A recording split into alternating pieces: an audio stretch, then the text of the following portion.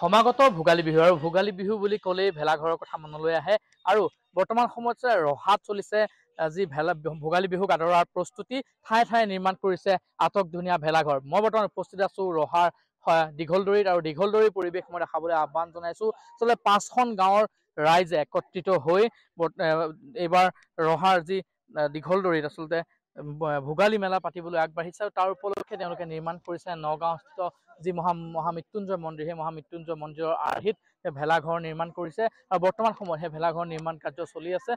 Video' ৰাজক মই দেখাবলৈ আহ্বান জনাইছো। সামগ্ৰিক পৰিৱেশ সকলো আচলতে গাঁৱৰ ডেকাসমূহ ওলাই আহিছে ভেলাঘৰ নিৰ্মাণৰ বাবে। সকলোৱে গীতে মাতে আচলতে মুখৰিত কৰি তুলিছে এই প্ৰাংগণ আৰু বৰ্তমান সময়ত দেখা পোৱা গৈছে যে সকলোৱে আচলতে হাতে কামে লাগিছে এই আটকধুনীয়া ভেলাঘৰটো নিৰ্মাণ কৰিবলৈ। আৰু ক'ব লাগিব যে এখন দুখন নহয়, 5খন গাঁও, দীঘলদৰী অঞ্চলৰ 5খন গাঁও, দীঘলদৰী, কাকতি গাঁও, পহুপুৰী, আদৰ্শ গাঁও, মিলনপুৰ আদিকে 5খন গাঁৱে এই গাঁৱৰ ৰাইজে একলগ হৈ আচলতে এইদৰে সুন্দৰকৈ তেওঁলোকে নিৰ্মাণ কৰিছে মৃত্যুঞ্জয় মন্দিৰৰ আৰ্হিত ভেলাঘৰ। আৰু তেওঁলোকে আচলতে ভোগালী মেলাৰ আয়োজন কৰিছে। এইবাৰ পোনপ্ৰথমবাৰৰ বাবে এই অঞ্চলত ভোগালী মেলা আয়োজন কৰিছে। বৰ্তমান সময়ত কিদৰে তেওঁলোকে ভেলাঘৰ নিৰ্মাণ কাৰ্যত ব্যস্ত হৈ আছে তাৰ পৰিৱেশ মই প্ৰতিদিন টাইমত দৰ্শকসকলক দেখাবলৈ চেষ্টা কৰিছো আৰু পোনে পোনে আমি কথা পাতিবলৈও চেষ্টা কৰিম তেওঁলোকৰ সৈতে। তাৰ পূৰ্বে আচলতে আমি দেখাই ল'ব বিচাৰিছো যে আচলতে কিদৰে সকলো 5খন গাঁৱৰ যুৱক ওলাই আহিছে। 5খন গাঁৱৰ যুৱকে ওলাই আহি এইদৰে বৰ্তমান সময়ত যি ভেলাঘৰটো নিৰ্মাণ কাৰ্য, সেই ভেলাঘৰ নিৰ্মাণ কাৰ্যত বৰ্তি হৈ পৰিছে। আমি এজন ব্যক্তি আছে, তেওঁৰ কাষলৈ যাম।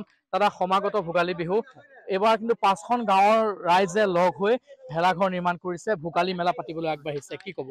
নমস্কাৰ। পোনপ্ৰথমে আপোনালোক সকলোকে মই আগন্তুক ভোগালী মেলাৰ আন্তৰিক শুভেচ্ছা জ্ঞাপন কৰিছোঁ। আপোনালোকে হয়তো দেখিবলৈ পাইছে পোনপ্ৰথমবাৰৰ বাবে আমাৰ ইয়াত মিলনপুৰত দীঘলদৰী, কাকতি গাঁও, আদৰ্শ গাঁও, পহুপুৰী খাইটি, মিলনপুৰ, নকাকতি গাঁও আদিকে ধৰি 5খন গাঁও মিলি আমি আমাৰ যি চামুগুৰিস্থিত মৃত্যুঞ্জয় মন্দিৰৰ আৰ্হিত এটি ভেলাঘৰ আমি নিৰ্মাণ কৰি আছোঁ। আৰু এটা কথাই ক'ব লাগিব, খুব ভাল লাগিছে কাম কৰি, যিহেতু আমি 5খন গাঁৱৰ সকলো ল'ৰা মানে সৰু ডাঙৰ সকলো মিলি এটা পূৰ্ণ গতিত উদ্যমত কাম কৰিব পাৰিছোঁ। খুব ভাল লাগিছে। আৰু বিহুৰ লগতে সংগতি ৰাখি আমি 5দিনীয়াকৈ কিছুমান কাৰ্যসূচী ৰাখিছোঁ। সেই কাৰ্যসূচীখিনিত ধৰি লওক এনেকুৱা কিছুমানো পৰ্ব আছে য'ত মানে লুপ্ত হৈ যোৱা পৰম্পৰা ধৰি ৰাখিবলৈ চেষ্টা কৰিছোঁ। কিমান ফুট উচ্চতাৰ এই ভেলাঘৰ নিৰ্মাণ কৰিছে? এইটো মিনিমাম আমি 50 ফুট উচ্চতাৰ নিৰ্মাণ কৰি আছোঁ এতিয়া, আৰু প্ৰায় 80% কাম শেষ হৈছেগে। খুব বেছি আৰু 2 এদিনত বাকীখিনি কাম শেষ হৈ যাব। ভেলাঘৰ নিৰ্মাণত কেৱল গাঁৱৰ ল'ৰাখিনি, 5খন গাঁৱৰ ল'ৰাখিনি ব্যস্ত? 5খন গাঁৱৰ ল'ৰা মিলি পেলাই আমি কামখিনি কৰি আছোঁ। ইয়াতে আমি আজি যদি বেলেগ কোনোবা ব্যক্তিগতভাৱে টেণ্টক দায়িত্ব দিলোঁ হয়, আমাৰ ধৰি লওক অৰ্থনৈতিক হিচাপে বহুত খৰচ হ'ল হয়। কিমান খৰচ হৈছে এতিয়ালৈকে আমাৰ মিনিমাম খৰচ হ'বলগীয়া বুলি আমাৰ কথা নাই। আমি হাতে কামে লাগি পেলাই কাম কৰি আছোঁ, সকলোৱে লগ লাগি কাম কৰি আছোঁ। গতিকে তেনেকে ধৰি লওক খৰচ বুলি হোৱাকে নাই।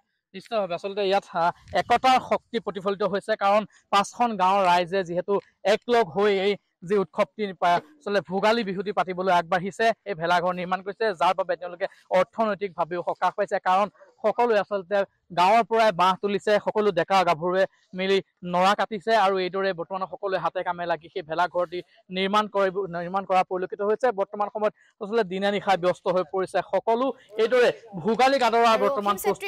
আপোনাক ধন্যবাদ জনাইছোঁ ৰহাৰ এই পৰিৱেশ আমাক দেখুৱাৰ বাবে। ৰহাত এনেদৰে 5খন গাঁৱৰ ৰাইজে মিলি এই বৃহৎ প্ৰায় 50 ফুট উচ্চতাৰ যি মহামৃত্যুঞ্জয় মন্দিৰ আছে, মন্দিৰৰ আৰ্হিৰে ভেলাঘৰ নিৰ্মাণ কৰিছে। আৰু ভোগালী বিহুৰ লগত সংগতি ৰাখি যিহেতু ভোগালী মেলাৰো আয়োজন কৰা হৈছে, মুঠৰ ওপৰত এতিয়া ৰহাৰে নহয় বিভিন্ন প্ৰান্ততো দেখিবলৈ পোৱা গৈছে ভোগালীক আদৰাৰ ব্যাপক প্ৰস্তুতি, আৰু সকলোৱে মিলি গাঁৱৰ ডেকা বুঢ়া সকলো মিলি ভেলাঘৰ নিৰ্মাণত ব্যস্ত হৈ পৰিছে।